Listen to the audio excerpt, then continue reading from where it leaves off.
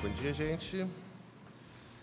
Então, eu sou o Henrique Reichel, doutorando em comunicação pela Universidade Federal Fluminense, membro do Lab Cult, dirigido pela Simone, que foi minha orientadora no mestrado, né? Obrigado. Eu acabei de voltar do doutorado de sanduíche com o Will Straw, né? Então, eu estou procurando pensar, né, os bailões, principalmente a partir da ideia de cena, que, enfim, eu estou fazendo uma tese que, no geral, é sobre música gaúcha e identidade. Então, e os salões, os bailões sempre têm uma ênfase na música gaúcha, né? Então, é um espaço interessante para se pensar a parte contemporânea.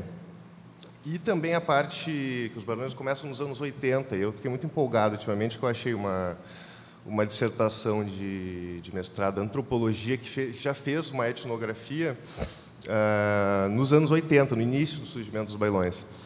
E como eu já vinha fazendo uma pequena etnografia, não muito criteriosa, mas procurando ir aos bailões para conhecer, eu procurei, então, organizar aqui alguns dados do que eu tenho pensado, algumas percepções, algumas questões, e para mostrar para vocês, e então ir pensando esse que foi o fenômeno dos bailões. Os bailões eles começam ligados à figura do Gildo de Freitas, que é um grande popstar dos anos 60, 70 da música gaúcha, conhecido como Rei dos Trovadores. Ele fazia aquelas trovas de desafio de trovadores, desafiava o Teixeirinha, com um baile de respeito. Muitos dos desafios eram sobre a situação de baile, né? E aí, em 77, na estrada para Viamão, perto da casa dele, ele decide abrir uma churrascaria que tinha também baile, né? Tinha música ao vivo, tinha baile. E aí, o que acontece é que acaba invertendo, né, a atividade. A churrascaria acaba virando mais um baile do que a churrascaria. As pessoas iam lá mais para dançar do que para comer.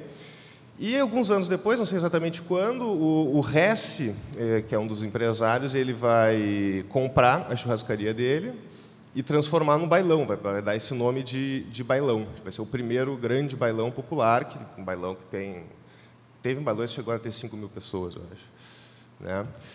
E aqui a gente pode ver já dessa dissertação da Maria Eunice Maciel, que ela já fez esse mapeamento, né, que ela chamou dos principais bailões. Então, são bailões grandes e havia outros. Ela cita vários outros, inclusive, porque aí o nome bailão pegou muito forte já desde essa época. Então, qualquer barzinho que tinha uma musiquinha, o cara chamava de bailão. Então, ela também separa, né, o que seriam o fenômeno dos bailões e esses outros que seriam uma sociabilidade diferente, enfim. E aqui é bom lembrar, né, que bailões, não confundir bailões com bailes de CTG, né? Bailões, eles sempre foram um fenômeno popular, né, onde sempre teve uma certa ênfase na música gaúcha, mas sempre tocou de tudo, né? E aqui ela destaca, então, que tocava muito, por exemplo, Gaúcho da Fronteira e Berenice Zambuja, que eram os popstars do vaneirão dos anos 80, mas tocava também Milionário José Rico, Tonico e Tinoco, né, na música sertaneja, os Meninos da Portela, Renato e seus Blue Caps, Amado Batista e Sidney Magal também, que depois, né? Então, o bailão sempre foi um lugar de uma musicalidade popular, né? Talvez a gente possa dizer de uma música pop periférica, né? Se a gente pode estender até os anos 80, não sei se faz sentido isso, né? Enfim. Então, como é que a Eunice vai pensar esses bailões nessa época, né? O fenômeno dos bailões? O bailões ele tem um determinante de classe, né, de classe social, de classes populares, né? O bailão é o lugar do povão, que é uma coisa que aparece muito. E o bailão é um lugar, então, de estigmatização social, né? Tem um estigma muito forte.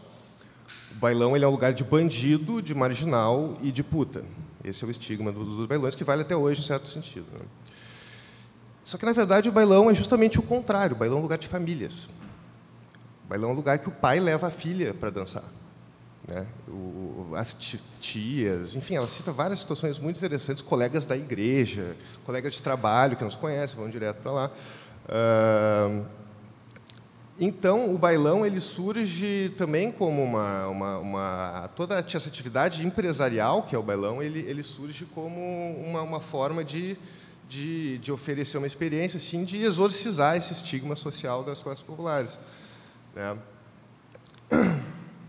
Então, tipo, como é que é um bailão? Como é que ela descreve o bailão naquela época, né? O bailão ele é um lugar todo branco, ou com poucas cores alegres, todo iluminado, né?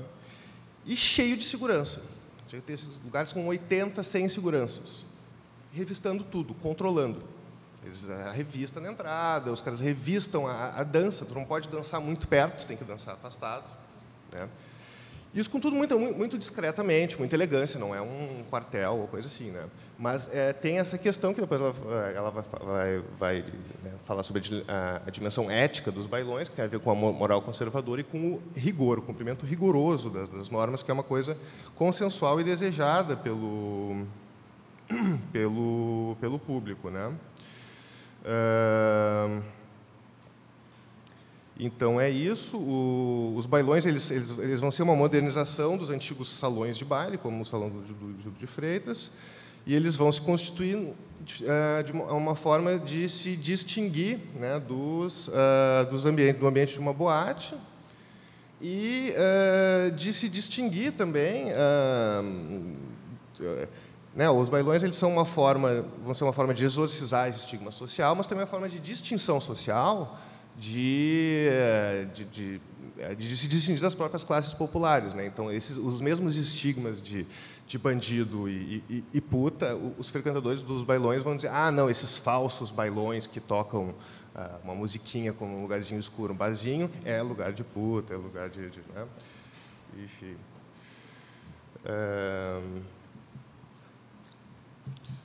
Conservadora. Enfim, isso é a situação dos anos 80, né? O bailão mudou muito. Eu vou passar agora para o bailão 2014, que foi quando eu comecei a fazer etnografia. Aqui é a cervejaria Rodeio, né, na Cidade Baixa. A gente pode ver que ele já está bem mais próximo do ambiente de uma boate, mas ele preserva a estrutura de baile, né? Tem as mesinhas do lado, que é uma coisa característica, o show ao fundo, né? Aqui já é o Clube Tradição, em Gará, em Canoas, que é uma foto, essa é uma foto interessante, aqui no canto direito da imagem. A gente pode ver um garçom com uma gravatinha borboleta, né, todo a rigor, né? No meio da foto a gente vê um cara tomando cerveja com um baldinho, né? Então o garçom com gravatinha borboleta traz um baldinho de cerveja com gelo. É um ambiente muito parecido com um baile de formatura, de casamento, né? E o bailão ele é um lugar totalmente centrado na dança, né? A gente pode ver que tem um cercado ali que separa a pista, todo mundo que está na pista dança junto, e o mais interessante é que a gente pode ver as pessoas na frente do palco, elas estão de costas para a banda, né? No bailão ninguém está nem aí para a banda, assim, né? Mas se parar a banda, no momento de trocar uma banda para outra e entra o DJ, a pista esvazia. É incrível isso. Tem que ter a banda, mas as pessoas não dão muita bola para a banda em si, né? Então, mas teve essa modernização, né? Mas a gente pode ver que o rigor ele prevalece, né? O rigor e a moral conservadora também, que tem essa herança dos bailões, é uma característica talvez dos bailões, aqui da cervejaria Rodeio, que tem as placas, né? Expressamente proibida a entrada de menores, não insista. Proibida a entrada de pessoas alcoolizadas, armadas ou com trajes inadequados, né? Os gaudérios adoram ir com uma adaga de prata na cintura, né? Então, nesse caso, é bom deixar claro. E tu vê, sempre tem toda uma descrição, né? Boné, bermuda, camisetas de time, abrigo de futebol, roupas sujas, né? Tem um certo... Tem que ir um traje a rigor a popular, né? Você pode ir como você quiser, é um lugar tranquilo, é um lugar liberado, mas você tem que ir a rigor, né, digamos. E aquela última muito interessante, é que é proibida a permanência de homens nesta área, na área do banheiro feminino, que a Maciel ela vai falar que no banheiro feminino foi justamente onde ela conseguiu muitas das informações mais importantes, porque as mulheres, claro, estão dançando lá, elas pedem licença, vão ao banheiro com as amigas para conversar sobre os caras, e os caras ficam lá sem saber se eles estão agradando ou não. Então, é uma tendência de eles se reunirem em volta do banheiro para ouvir, né, e isso deve causar algum certo tipo de problema, não sei. Então, já tem uma placa ali, né, que isso vai contra, enfim, a estética, a experiência do baile, né, do bailão. Deixa eu ver aqui onde é que eu estou. Enfim, indo para o bailão, mais especificamente o bailão 2016. O que acontece? Eu não sei como aconteceu essa mudança, né? Dele deixar de ser branco, dele. É fato que o bailão ele é um lugar mais jovem, ele é um lugar de famílias, hoje é um lugar muito mais jovem. E uma coisa que é determinante é a invenção da Che Music, que ela vai rejuvenescer o vaneirão, né? Ela parte muito do ritmo da vaneira. Aliás, o CD ali chama Gangue da Vaneira, inclusive. Vai mudar a bateria. A música vai se... Basicamente, a Che Music ela tira a bateria do vaneirão, que é reta, e põe uma bateria de axé swingada. Então, a música é muito mais sensualizada, muito mais swingada. E isso, imagina, era proibido dançar muito apertado. Então, isso bagunçou completamente os bailões. E aí acabou surgindo o machixe, que é uma dança específica que é ultra sensualizada, assim, digamos, ela parece uma lambada, não sei como que chegou, alguns informantes falam que vem do pagode, tem algum sentido de provocação, de subversão, certamente, mas o engraçado é que, com todo mundo que eu conversei, eles falam porque, né, surgiu a Che Music, os CTGs, eles baniram a Che Music e o machixe logo em seguida também, porque enfim, era contra a tradição e tudo. Então, é normal, quando tu fala com o pessoal, mas o machixe, o pessoal reclama, os CTGs proibiram o machixe porque diziam que era vulgar, que era muito sensualizado, não sei o quê, e era mesmo. Era feio, era horrível. O pessoal não gosta também, sabe? O pessoal concorda. Isso é engraçado.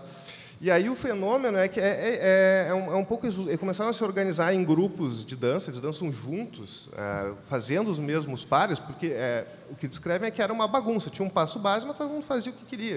Aí eles começam a se coordenar, e a coisa começa a se institucionalizar. Hoje, no bailão, o bailão que eu fui, por exemplo, era R$30 para entrar. Se tu chegasse cedo, tu pagava 10 e ganhava danças de machixe.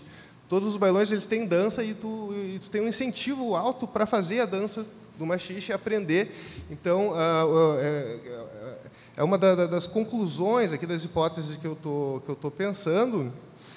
É isso, né? O machixe ele veio para bagunçar, mas ele veio para organizar também. Ele insere o jovem, consegue colocar uma sensualidade, toda uma modernidade, talvez, num certo sentido, mas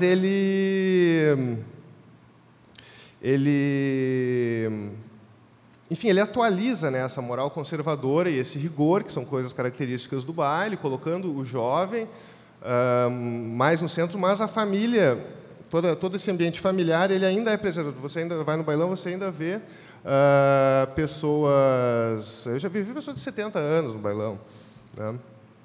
E isso também, as bandinhas, que hoje as festas dos bailões, normalmente tem, uma mesma festa, tem esses dois estilos numa mesma festa, são estilos completamente diferentes, embora sejam talvez um pop periférico, né?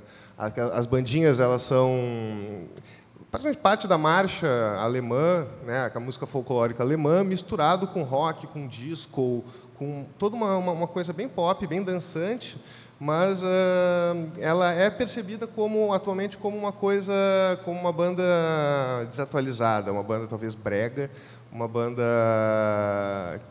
que é de um público de 40, 50 anos para cima, são bandas de velho. Então, eu acho que as bandinhas elas também ajudam a presença das bandinhas, que que eu acho que é uma coisa meio recente, porque elas vêm de uma cena da região serrana aqui. Quando que elas entram nos bailões, eu não sei, mas é típico que hoje uma festa de bailão tem esses dois estilos, assim, de uma forma predominante. Então, as bandinhas elas ajudam a manter esse ambiente familiar do baile, a voltar, né, a essa coisa familiar. E então, para concluir, é isso. A minha hipótese que eu estou constituindo aqui, estou trabalhando, é pensar como que o machixe ele está sendo disciplinado, né? E então você acaba tendo meio que a instituição escola regendo os valores, a ética, mais do que a família. E isso, como que o jovem está ali no meio, que tipo de jovem é esse? Que mais? Acho que é isso. Então, vou ficar por aqui. Depois, nas perguntas, a gente... Obrigado, Henrique. Obrigado, gente.